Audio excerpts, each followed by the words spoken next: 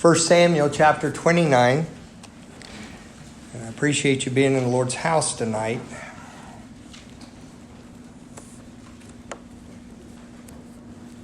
We're back with Brother David tonight. And you say, why do you keep calling him that? Because he is your brother. You're going to see him someday. You're going to see these people that you've learned about in the Bible. And they're going to be doing the same thing you're going to be doing. They're going to be singing about how worthy the Lord is, because all of us have one thing in common, and it's God's goodness and mercy that has been our saving grace. Tonight, I'll just kind of tell you what I'm going to do. There's going to be a predominant part of what the message is going to be is just a careful reading with just a few, but very few comments in chapters 29 and 30. This is actually the 12th message in the series on David's wilderness years. And we've looked at what God's done. And David, from the point of him being an older teenager and him coming to serve with King Saul and being put over all the military. And the military men followed him, which is remarkable. But then remember, Saul eyed David, his idea of enviousness there coming in. And he was very upset over that, over David's success. And then the wilderness started there before David had to flee for his life, because, of course, Saul tried to kill him more than one time. He tried to stick him with a javelin. Remember that? Of course, Saul did that to his own son Jonathan. We've learned a lot of things as we went through here. But last time we met and had David, we were on Wednesday, the unusual message, and quite a few listens to it, dealt with Saul's final descent into darkness. And we saw that some things were running parallel with David and with Saul at this time. David reached a point of almost despair, which took him to the place we're going to be reading about tonight, to a city called Ziklag. That name means winding. And at that same time, while this was going on, and David goes to this city, ends up in a city called Ziklag, where David goes and goes to the Philistines, to the King Achish, who's the king of Gath, which is the town where Goliath was from. While David's doing that, King Saul, because of being afraid, the Philistines are gathering to battle. And the Spirit of the Lord is not on Saul anymore. And in that wretched condition, remember, Saul went and found a woman with a familiar spirit. And we did a study on the fact that sorcery, familiar spirits, necromancy, which is conversation with the dead, wizards, and all these things are an abomination to God. God hates them. Whole societies are destroyed because of that. And we dealt with some of that. And then that strange event recorded in the Bible where Saul goes to that woman with familiar spirit. She's an En-Gedi. And he asked her to call up Samuel. And she goes to call up Samuel. Well, all of a sudden, Samuel's coming up. It scares her to death. And then Saul, of course, all the things that happen with that.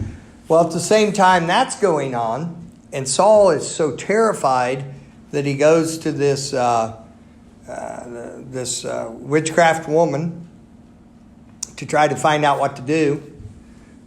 While that's happening, David's with the king of Gath, and the king of Gath and the Philistines, the other Philistine leaders, are getting together a big force for military thrust against Israel. So what's building up here is David, because he's with the king of Gath, there, Achish, he's going to be conscripted into this battle. He and all those who follow him are getting ready to be pulled into battle to go against Israel, and he's got a mess on his hands, doesn't he? Tonight's title is what he learned when he was alone. Now, what's interesting about this, David, this all happens here, and what we're going to learn about tonight. The next step after this are the final events that lead to David actually being on the throne. After so many years of being in the wilderness, he's right at the point where he's going to be installed as king in Hebron over Judah. He'll be there 7 years, and then he'll rule for 33 more years from Jerusalem after they capture Jerusalem. Right then, at this point, it's in the possession of the Jebusites. But he will rule in Jerusalem for 33 years, and he'll be king over all of Israel, but that's in the future. And so these events are happening right before David, after all these years running for his life, after all that he's been through, is finally going to be anointed king over Hebron. Remember, David's anointed 3 times. Remember about that? The first time is at his father's house by the prophet Samuel, the anointing of God on his life, where God says you're going to be king, and then that's cared for. And then the second time will be in Hebron, which we'll be coming to in just a couple of services or so. And then the third time was when he was at Jerusalem. And so anyway, David's wilderness years here tonight, he's some things he had to learn while he's alone. By the way, Saul came to the point in his kingdom where he was getting ready to be established forever. And when he did that, he got impatient waiting for Samuel to come to offer an offering. And Saul crossed the line, entered into the priesthood duty, and offered a sacrifice, which he was not allowed to do. And then when Samuel confronted him on it, he made excuses. He said, well, you weren't here, and the people were scared, and they were going away from me. And there were so many Philistines. And then he used this term. He said, I forced myself to do it. And that began the pattern of what Saul would do with his life, making excuse for transgression of God's law. And that was the first time Samuel said to him, your kingdom cannot continue. So these 2 men, Saul came to that point right before his kingdom was going to be established forever. In fact, Samuel said that. Now would your kingdom be established forever. But he got right up to that point, and right before that point of victory, right before that point of him being established in his kingdom forever, there was a great trial, there was a great pressure in his life, and at that point he quit following the Lord. He did his own thing. He took it into his own hands and quit obeying what the Lord said to do. And because of that, he did not get what he would have gotten there. David, however, comes down to this point in the trial, and with his heart towards God and a heart that's after God, he continues after the Lord with that. Through discouragement and almost despair, David had come to Ziklag. Remember, he was there for 16 months total, the Bible says. The despair of David was, we read about it last week, 1 Samuel 27:1. I just read it for you now. It says, and David said in his heart, I shall now perish one day by the hand of Saul. And then what I said was a key phrase for understanding. Here's what people say when they get hopeless and when they get overwhelmed. He said, there's nothing better for me. That's a bad phrase to be saying. Well, there's no other choice. Nothing else, nothing's going to work. That is not faith thinking. That is not obedience direction. That's giving up. And he said, there's nothing better for me than that I should speedily escape into the land of the Philistines, and Saul shall despair of me, to seek me any more in any coast of Israel, so shall I escape out of his hand. And so that discouragement, that despair is what brought David to Ziklag. What we will see tonight is what takes David out of Ziklag, and what takes him out of that place is when he learns something that he learns alone, and it's this. We'll read it in a moment. He learns to encourage himself in the Lord. And in a place of discouragement, he goes to Ziklag. In a place of discouragement, he goes down to the Philistines. In a place of discouragement, he says, there's nothing better going to happen for me. It's just not going to happen. Saul's going to kill me one day. He was losing his focus on the promises of God. But then he learned to encourage himself in the Lord. And when he did that, then he came up out of Ziklag. Probably the greatest trial up to that time of his life. Others will come afterwards. And that happened just before he's finally brought to the throne. So let's look in chapter 29. Let me read through these carefully, and then I'm going to give you a thought on this that will be helpful to you. You understand the scenario of what's going on now if you've followed what I've told you tonight. 1 Samuel 29, it says, now the Philistines gathered together all their armies to Aphek. You understand that's just a place. And the Israelites pitched by a fountain, which is in Jezreel. And that term pitched is they've come together with a military encampment So they're there, use the term where they've gone out, and they're setting up camp, expecting battle soon. And the lords of the Philistines, it was run as a confederacy, and the lords of the Philistines passed on by hundreds and by thousands, but David and his men passed on in the rear reward with Achish. Now, imagine this. They're getting ready to go to battle, and it's kind of a military parade. It's a review of troops, if you will, before they're going to combat. And so this is going on. So everybody's coming through. They're looking at their troops. They're getting ready to go into major battle. Then said the princes of the Philistines, they're reviewing these troops, verse 3, "What do these Hebrews here?" I love that phrase. It's like they're watching everybody go by, and all of a sudden the Philistines and Hebrews look quite a bit different. And they're like, why are there Hebrews in this? They're getting ready to go fight the Israelites. They've suffered great loss at the hands of Saul. Saul's had some military victory. And Jonathan, oh my goodness, Jonathan's quite a warrior.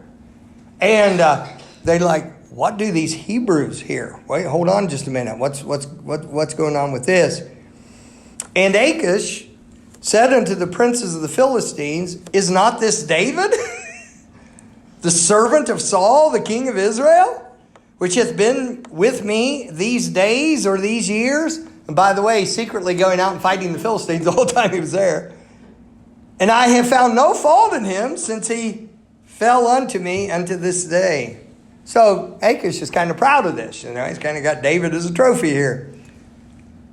"And the princes of the Philistines were wroth with him." They are totally upset with Achish. Achish says, they go, "Why are these Hebrews here?" And Achish says, "This is David." And all these Philistine lords are going, exactly, the worst of the Hebrews to have among us. What are you doing? You brought in the special forces of the special forces of the enemy with us. And so they're wroth with him. And the princes of the Philistines said unto him, "Make this fellow return, that he may go again to his place, which thou hast appointed him. And let him not go down with us to battle, lest in the battle he be an adversary to us.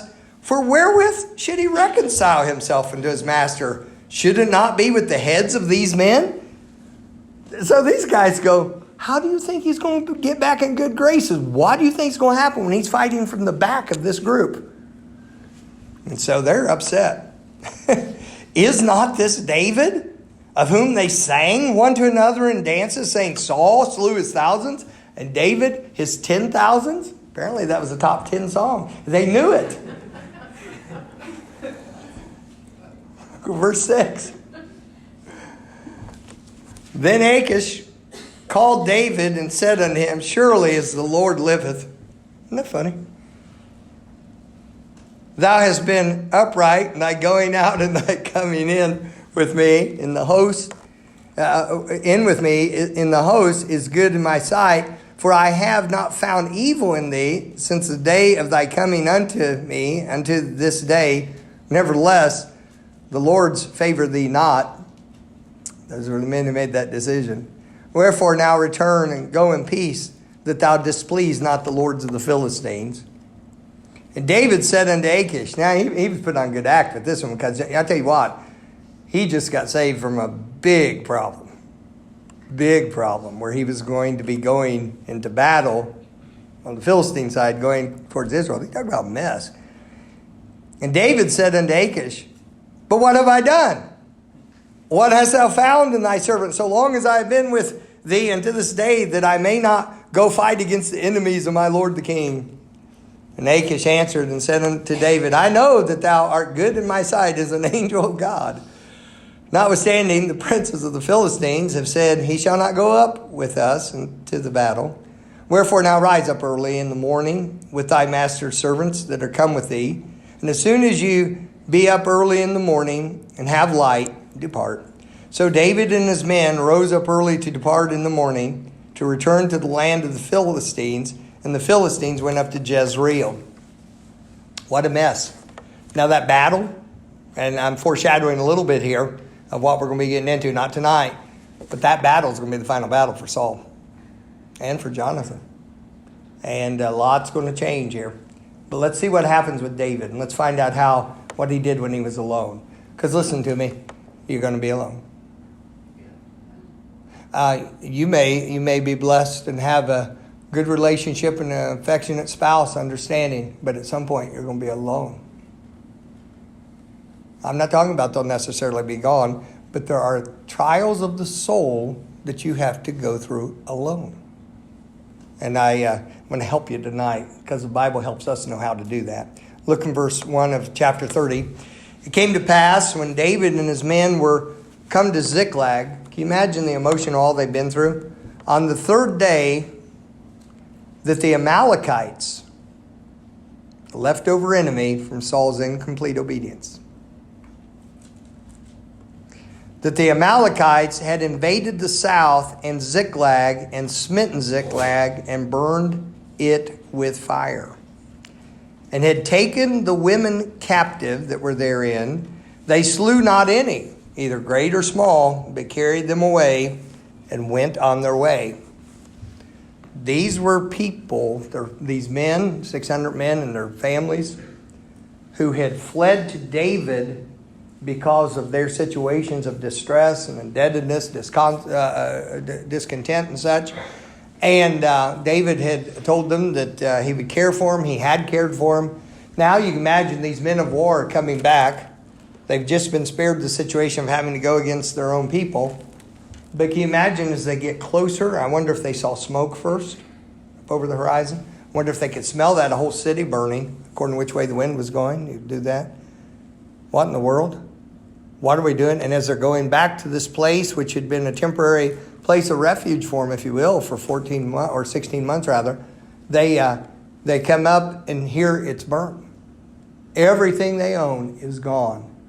I mean, gone. They've cast their lot with David, and everything is gone. Their wives are gone. Their children are gone. The whole thing. And here David is. David's wives are gone.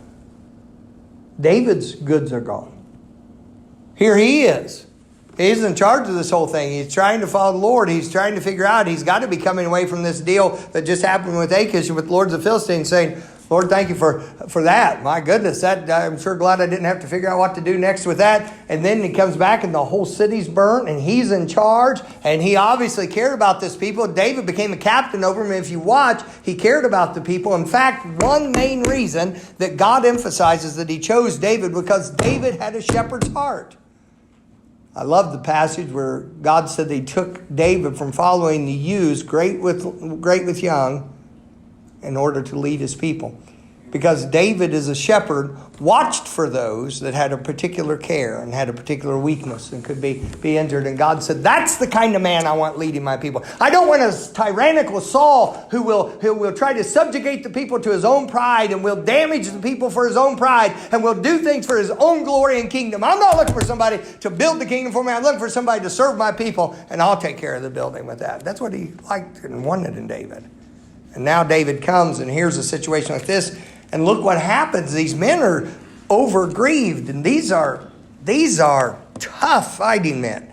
These are tough people. But they come in and they see the situation going on with that. And they're taken captives with it. And it was they were all gone. And verse 3 again. So David and his men came to the city. And behold, it was burned with fire.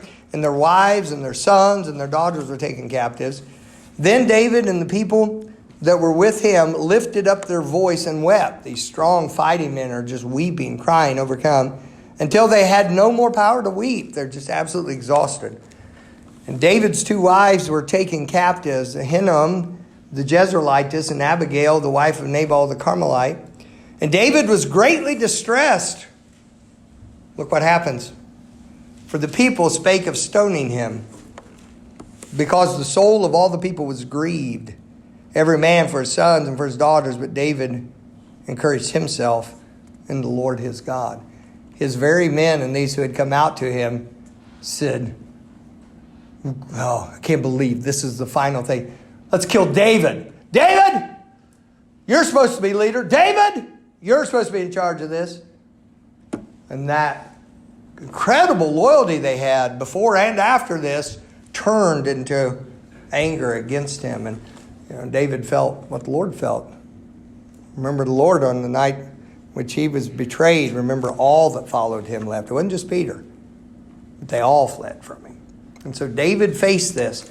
And look what he said it did with that. He encouraged himself in the Lord. And I'll mention that in a moment. But let's go on with the reading. Verse 7. And David said to Abiathar the priest, Ahimelech's son, I pray thee, bring me hither the ephod. And Abiathar brought thither the ephod to David. And David inquired at the Lord. Isn't that amazing? I mean, these people weren't just vainly saying, we may stone you to death. These were people who would kill you. And he inquired of the Lord, saying, shall I pursue after this troop? Isn't it amazing how he sought God's guidance right there and didn't just run blindly? Shall I overtake them? And he answered him, pursue, for thou shalt surely overtake them, and without fail recover all. So David went, he and the 600 men that were with him, and came to the brook Besar, where those that were left behind stayed. But David pursued, he and 400 men. For 200 abode behind, which were so faint, they could not go over the brook Besar. So of these very tough people, 200 of them were in such a weakened condition, even though they knew their families had been taken, even though they knew what was at risk, they just could not continue with that. And they found an Egyptian in the field and brought him to David. Gave him bread, and he did eat, and they made him drink water. So this fellow was in a very bad condition, and they resuscitated him, as you will, almost. Revived him, certainly. And they gave him a piece of a cake of figs and 2 clusters of raisins. When he had eaten, his spirit came again to him, for he had eaten no bread nor drunk any water 3 days and 3 nights. It's kind of amazing he was still alive. Talk about a low blood sugar crash. No wonder they gave him the raisins and everything. Seriously, man. That was a good move. And David said unto him, to whom belongest thou, and whence art thou? And he said, I am a young man of Egypt, servant to an Amalekite. My master left me because 3 days agone I fell sick. And here in Egyptians held slavery by the Amalekites. And then every group had held each other, and all this kind of human traffic had gone on for a long time.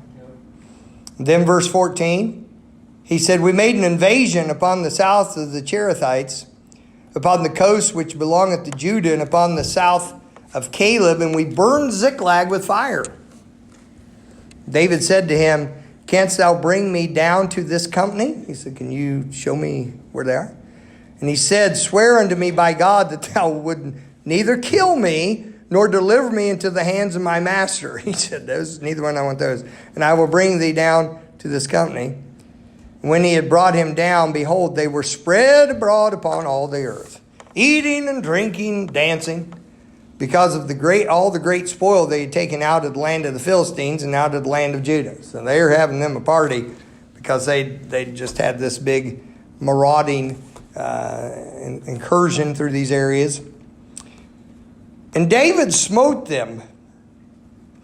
You understand that's him and his men. From the twilight even unto the evening of the next day. That's a long, protracted battle. And by the way it's written, it sounds like he was winning during that whole time. And there escaped not a man of them, save 400 young men, which rode upon camels and fled. David recovered all that the Amalekites had carried away, and David rescued his 2 wives. And there was nothing lacking to them, neither small nor great, neither sons nor daughters, neither spoil nor anything that they had taken to them. David recovered all. And David took all the flocks and the herds which were drave before those other cattle and said, this is David's spoil. There was stuff there that didn't come from their city. And so this became David. It belonged to David. David came to the 200 men, which were so faint that they could not follow David. Now, they weren't part of that big, long battle. Whom they had made also to abide at the brook Besor. Isn't that interesting the way it's phrased? They made them stop. Because they were where they'd been detrimental to the battle and detrimental to their speed. And they went forth to meet David and meet the people that were with him. And when David came near to the people, he saluted them. Then answered all the wicked men, there's always wicked men in a group, and men of Belial, of those that went with David, and said, because they went not with us, we will not give them aught of the spoil that we have recovered, save to every man his wife and his children, that they may lead them away and depart. And so they said, we're going to keep everything. Even if it was theirs, they get their wife and children. They didn't go fight. And we're going to tell them, get on out of here. So that's what they had in mind to do. By the way, the Bible identified them, didn't it? Wicked men, men of Belial. Then David said, verse 23, you shall not do so, my brethren, with that which the Lord hath given us. And that's something David had been there fighting all evening and night and that next day. He knew his hand was weary with the sword, but he said, God's the one who did that.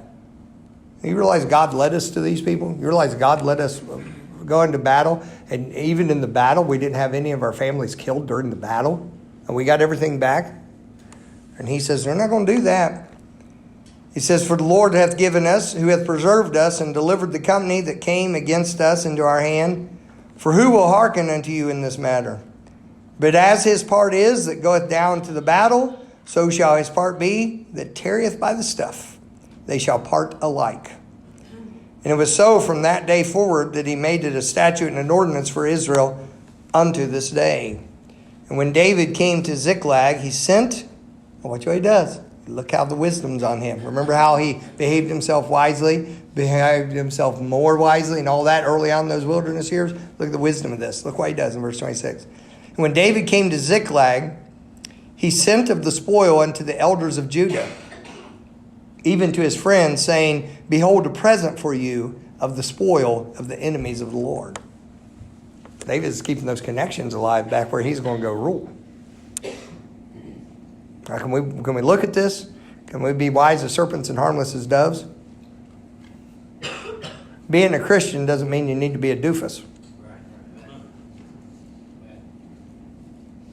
You need to learn how to operate. Now, I'm not talking about shenanigans, and I'm not talking about something that's not integrity. We need to have some wisdom. You know, if I was hiring contractors to have a house built, I'd be getting donuts in the morning. Why would you do that? Because I like fat contractors. No, it'd be because when they got a decision, they're out there, and the men who are workers showing up every day, and they got a decision whether to take that extra step to make things sharp or kind of cut the corner on something where it's not supposed to be a cut corner. That donut might make the difference. Say, are you bribing them? I'm David to them. Just telling you. Christian people, it's funny. We're funny creatures. That's not very spiritual. Crazy. Anyway, he's sending it out there. Learn a little bit by that. I'm promising you could. Hey, it's okay when the church needs something done and we run into different businesses and things we have to do with the church. It's okay that your pastor has spent years making relationships with people in this town, isn't it? Might learn to do this. It might be profitable and useful. Might be something the Lord teaches us to do. Verse 27, to them which were in Bethel, to them which were in South Ramoth, and to them which were in Jatir, to them which were in Eror, and to them which were in Sipmoth, and to them which were in Eshtimoi, and to them which were in Rachel, and to them which were in the cities of Jerahmeelite, and to them which were in the cities of the Kenites, or the Kenites, and to them which were in Hormah, and to them which were in Choreshan, and to them which were in Athak, and to them which were in Hebron, which is where he'll be ruling from soon. And now I love this little phrase. And to all the places where David himself and his men were wont to hunt. I like that little phrase. I use that. Sometimes I'll take somebody to a restaurant and say, this is a place I want to hunt. What do you mean? This means that he shared, it was wise for him as a king to do this. Why? Because he's going to need to rule these people. Say, well, he was anointed. Just come in. Well, I'm king. You follow me. Oh, that's a Rehoboam thing. Oh, I see.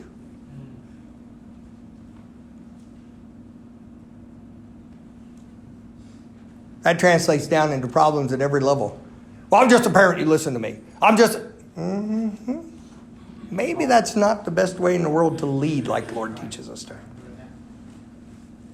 We could learn some things, I reckon, if we pay attention to what the Bible teaches. What did he learn when he was alone? I pointed it out. You picked up on it. He encouraged himself in the Lord, didn't he? Let me give you these ways he encouraged himself in the Lord. He encouraged himself in the Lord by remembrance. He remembered. So how do you know that? Because he sought the Lord in guidance and what to do, and that's what David had done through his life. He remembered who he needed to talk to, and he didn't just run out after these people, but he sought the Lord in this. He remembered to consult the priest, the man of God that he had there. He remembered to consult, he did the ephod, so it was a form of what was involved in the worship and those things towards the Lord. He remembered. I love it in the New Testament where the Apostle Paul, by the Spirit of God, said he wanted to stir up Timothy's pure mind by way of remembrance. What was he stirring it up for? To serve the Lord. To be strong in Christ. To have confidence in the Lord and be able to go on. How you do? You remember. It does us well to remember. I'll tell you some good conversation that happens around this church. It's a good conversation when some of you have been here many years and others you a number of years, but many of you have been here a while. When you say, do you remember when this? It's a good thing. You remember when that happened? Do you remember when we built that? Do you remember when we just had that? Do you remember when we did that? And why? Remembering what God's done. Amen. There's been times in our life, I remember that little house we rented outside of Gratis. Farmhouse we were in at, 9 weeks? But the Lord gave it to us. And we enjoyed those weeks there with that. But one thing that's done for me ever since then, and that's going back 30 years now, one thing it did, he said, why didn't you live there very long? Because this crazy church here called me, and I ended up leaving over there. But beautiful farmhouse, wonderful location. It was coming up for rent. Didn't seem like any way to get it. We got it very expensive. And we'd go after service, and there's a little drive went around. We'd drive around. We'd stop and we'd pray about it. And we'd go, and God gave us that. And I'll tell you, we weren't in there very long. In fact, when we were moving our stuff in, we said to each other, we said, boy, this is nice. And said, yep. And I looked at her and I said, we're not going to be here very long. She says, I know it. The Lord already told me. But we had it. But I'll tell you what that did. I'll tell you what it really did. It taught us something. We look back at that and say, God did that. I walk around here. I've told you before, there are times I come in here when this place is empty and something's coming up and I'm wondering about this or that. And a couple of times within the last 3 years, things very, very tight, very, very close on some things. And I've sat here right on this altar. I'll do that sometimes with it and different things. And I'll sit there and Brother Brian and remember when this was going on, when that was going on. And I said, well, the Lord didn't do all this just to drop us off. As long as we're not disobeying Him, doing something out of the way, then He didn't start the work for the work not to go forward. God didn't plant us here for us not to be a light and not to be a witness for Christ. Hey, remember some things. You say, well, but there's been problems along the way. You're in a broken world and you're a sinful person saved by the grace of God. What in the world did you expect? Right. Amen. Of course there's some problems along the way. And in those problems you have the opportunity to learn to follow your God when you're alone. When you're alone. I love the encouragement of friends when they encourage, and that's a blessing. I love the love of family and encouragement when that's there. I love that. I'm glad for it. I need it. I'm glad for it. But listen to me. You can encourage yourself in the Lord. And find Him. David had no one to go to but Him, but He was enough. And then he remembered Him by worshiping. He honored and worshiped the Lord. He remembered Him. He honored Him in everything He did. And we ought to worship the Lord. He said, well, worshiping won't fix the problem. My problem's a money problem, not a worship problem. My problem's a relationship problem, not a worship problem. Does your problem involve you? Are you in any way involved in it? well, then probably getting you healthy with your God and getting you strengthened and worshiping God will help you in every area. And you know something even more important than that? God is worthy of being worshiped.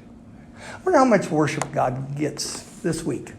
I wonder how much he'll get from us here at Lighthouse. Not as we're gathered together, just throughout this week. That's an interesting thought. I want to do my part in that this week. The Lord help me with it. Then by worship, you learn that. Why? That's where you just keep thanking God for who he is. Brother Job, of course, is the greatest example of human example. Though he slay me, yet will I trust in him. Worship of God. He's worthy. He's worthy. He's worthy. And keep worshiping him. Sometimes you'll worship him with tears in your eyes. Sometimes it's tears of joy. Sometimes it's tears of devotion. Sometimes it's tears because you're hurting. But you can worship God. You may worship God by singing. You may worship God by thinking why he does. You may be talking to him, loving him. And by the way, don't get overly technical. Oh my goodness, I've seen this ever since I was a young Christian. People say, well, is this praise or is this worship or is this... Oh, get over it and love the Lord. Tell him how good he is. Talk about Jesus. Talk about how good he is. Enjoy things. Express to him in the way that you express things. As you're out and about, look around. My wife and I were looking at the beautiful sky as we came in tonight and how pretty it was, and you ought to thank the Lord for it. And then he learned to encourage himself by trusting. He was trusting God. He said, okay, he got back to this, didn't he? Here's what he did. He had went down to Ziklag because he said, now there's nothing better for me. He said, he despaired. He said, there's nothing better. Okay. He was worn out, wasn't he? I'm not putting him down. I'm not telling you I could have anyway performed as well as he did and had the stamina he had. I'm just telling you, he was at that point, wasn't he? He's like, oh my goodness. You know, if a fellow like David could get there, we might get there. And he said, there's nothing better for me. I'll go down here. And then, but yet, when did he come up out of Ziklag? When did he end up going up to the throne? That's when he learned to encourage himself. He got back to trust in the Lord. He said, no, we're going to do this God's way. We're going to follow God. They come back, and these wicked men in his own group, and men of Belial, he said, why did he have some of them? They're probably good fighters. He needed them. And he said, there we are. And they said, we're just going to keep everything. And these people, they can leave us. Those other 200 had been with them through that whole ordeal of all those years in the wilderness. And now because they got too weak in one battle, these others want to kick them off the scene. David said, we're not doing things that way. Nope. He said, God gave us this battle. Can you imagine now, this is a great thing. Nate, there wouldn't have been any of those men turn around and say, no, we won this ourselves. I don't believe for a second there was anybody there that fought harder than David did or was more skilled. So they're going to look him in the face and say, we did this. David said, God did this. You understand that? That Egyptian there, all wiped out in the desert and all that wasn't accidental. You understand us coming down on them, catching them off guard, that wasn't accidental. You understand a battle like that and no collateral damage of any of our families during that kind of battle? Not even just the malicious Amalekites saying, oh man, here they come and they're not going to get you. I mean, that wouldn't be an uncommon thing. And he said, we're going to honor God. What he learned to do was encourage himself in the Lord. And in the Lord. By the way, he didn't encourage himself in the Lord after he won the battle. He encouraged himself in the Lord in the middle of the ashes of a burnt city with his closest followers saying they were going to kill him. I don't know about you all, but I really have not had that bad of a day in my life at any point. Flat tires and sick dogs don't count in comparison. I mean, really? That's pretty rough. And what he did when he was alone, you ready for this? The whole message, one sentence. What he did when he was alone was he found out he wasn't alone. That may have been one of the greatest things he ever got inside of him. Let me pray with you tonight. Father, thank you for your people. It's been a pleasure to sing, to hear singing, to take communion and think of you, to open your word and learn about it and think seriously about it. It's been a pleasure to be here. Thank you for who you are. Pray you'll bless your people. May our hearts mine, theirs, may our hearts be tender towards you. And Lord, may we seek after you with a true heart and full assurance. I ask in Jesus' name. Amen. Let's stand together. Why don't you come tonight? First note of invitation, why don't you come? Why don't you ask the Lord to help you? Why don't you ask him to help you? Why don't you ask him to help you? Don't be so prideful you can't ask for help. Why don't you ask him to help you?